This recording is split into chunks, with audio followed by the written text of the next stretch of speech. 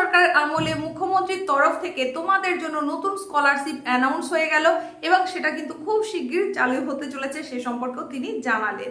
মেধাবী ছাত্রছাত্রীদের কৃতি সম্বর্ধনা অনুষ্ঠান, যেটা ছিল মাধ্যমিক উত্তীর্ণ এবং উচ্চ মাধ্যমিক উত্তীর্ণ মেধাবী ছাত্রছাত্রীদের কৃতি সম্বর্ধনা অনুষ্ঠান, সেখানেই কিন্তু তিনি এই অ্যানাউন্সমেন্টটা করেছেন। আজকেই ক্যাবিনেট সিদ্ধান্ত নিয়েছে সমস্ত ধর্মীয় ভাতা বন্ধ করে বিবেকানন্দ মেরিট স্কলারশিপ যোজনা চালু করবে।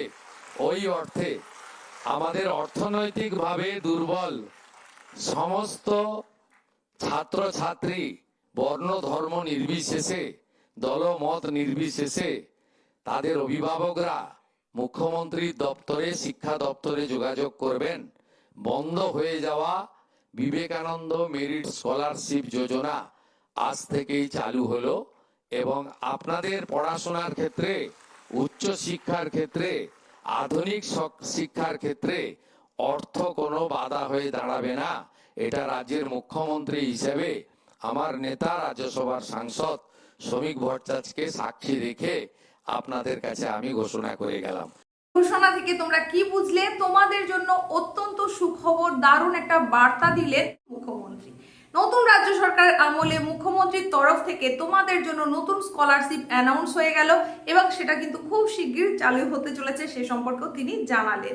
এই 2026-এ যারা মাধ্যমিক এবং উচ্চ মাধ্যমিকে মেধা তালিকার অন্তর্গত হতে পেরেছে তাদের সম্বর্ধনা অনুষ্ঠানে এই নতুন স্কলারশিপ সম্পর্কে তিনি জানিয়েছেন এবং সেখানে এই বলে তিনি আশ্বস্ত করেছেন যে অর্থ কিন্তু উচ্চশিক্ষার ক্ষেত্রে আর বাধা হয়ে দাঁড়াবে না।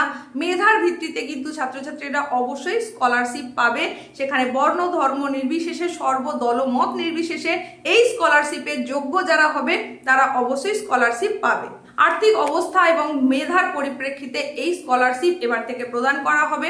এই যে স্কলারশিপটা চালু হচ্ছে সেটা সম্পর্কে আমরা যেমন একটা আইডিয়া পাচ্ছি, কিন্তু ঠিক কবে থেকে সেটা চালু হচ্ছে সে সম্পর্কে এখনো পর্যন্ত না জানানো হলেও খুব শীঘ্রই সেই সম্পর্কে নিশ্চয়ই নোটিফিকেশন জারি হবে উচ্চশিক্ষা দপ্তরের তরফ থেকে।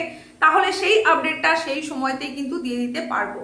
মাধ্যমিক উত্তীর্ণ, উচ্চ মাধ্যমিক উত্তীর্ণ বা স্নাতকে পাঠরত এই সমস্ত ছাত্রছাত্রীদের জন্য এই বড় সুযোগ আসতে চলেছে এবং মেধার ভিত্তিতে যখনই কোনো স্কলারশিপ পাওয়া যায় সেটা তো অবশ্যই একটা নতুন মানোন্নয়ন করে, কারণ মেধার দিক থেকে প্রাপ্ত স্কলারশিপ সেই স্টুডেন্টের মেধাগত গুণগত মান যেমন যাচাই করে, তেমনি স্কলারশিপে যে পাওয়ার অর্থটা সেটাও কিন্তু আগামী দিনে এগিয়ে যেতে অনেকাংশে সাহায্য করে, ভবিষ্যতের পড়াশোনাটা এগিয়ে নিয়ে যেতে সাহায্য করে। ছাত্রবৃত্তি বা মেধাবৃত্তি এটা সবসময় কাম্য থাকে। যে কোনো স্টুডেন্ট সে যদি অবশ্যই মেধাবী হয়ে থাকে তাহলে সে একটা স্কলারশিপ আশা করে থাকে। এই স্কলারশিপটা যখন সরকারিভাবে প্রদান করা হয় তখন সেটা কিন্তু আর অনেকখানি মান মর্যাদা বৃদ্ধিতেও সাহায্য করে থাকে। গত 18ই মে ধনধান্য অডিটোরিয়ামে এই কৃতি সম্বর্ধনা অনুষ্ঠান আয়োজিত হয়েছিল। সেই অনুষ্ঠানে তিনি অ্যানাউন্স করেন, যেটা তোমরা ভিডিও শুরুতেই শুনতে পেরেছো, জানতে পেরেছো। সুতরাং বুঝতেই পারছো এই স্কলারশিপ কিন্তু খুব শীঘ্রই চালু হতে চলেছে। কৃতীদের শুভেচ্ছা জানানোর সময় তিনি এপিজে আব্দুল কালামের কথা স্মরণ করেন, ঈশ্বরচন্দ্র বিদ্যাসাগরের প্রসঙ্গ নিয়ে আসেন এবং সেই সম্পর্কেই বলতে গিয়ে তিনি জানান যে শিক্ষার কোনো বিকল্প হয় না। তিনি আরও জানান যে ছাত্রছাত্রীদের চিন্তার কোনো কারণ নেই, সরকার সকলের পাশে আছে, সমস্ত মেধাবী ছাত্রছাত্রীদের পাশে থাকবে।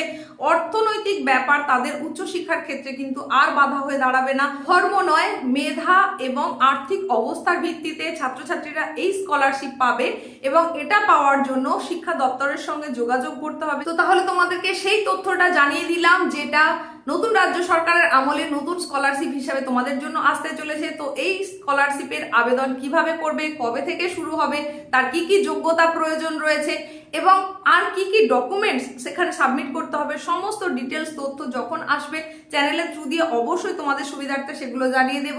তবে ডকুমেন্টস হিসাবে এটুকু বলতে পারি, যাই হোক না কেন সেখানে অতি অবশ্যই তুমি যে স্কলারশিপটা পেতে চলেছো, যে ক্লাসের ভিত্তিতে পেতে চলেছো, সেখানে অবশ্যই সেই মার্কশিটটা তোমার লাগছেই। মানে মাধ্যমিক উত্তীর্ণ হলে সেখানে মাধ্যমিকের মার্কশিট লাগছে, উচ্চ মাধ্যমিক উত্তীর্ণ হয়ে গেলে উচ্চ মাধ্যমিকের মার্কশিট লাগছে, এগুলো তো লাগবেই।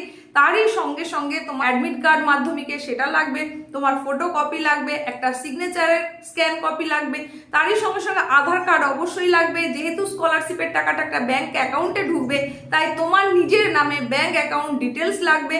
তারই সঙ্গে সঙ্গে আরো যা যা ডকুমেন্টস লাগা উচিত সেটা হচ্ছে কি একটা ইনকাম সার্টিফিকেট, কারণ এখানে বলা হয়েছে আর্থিক অবস্থার কথা, সুতরাং ইনকাম সার্টিফিকেট একটা লাগবে।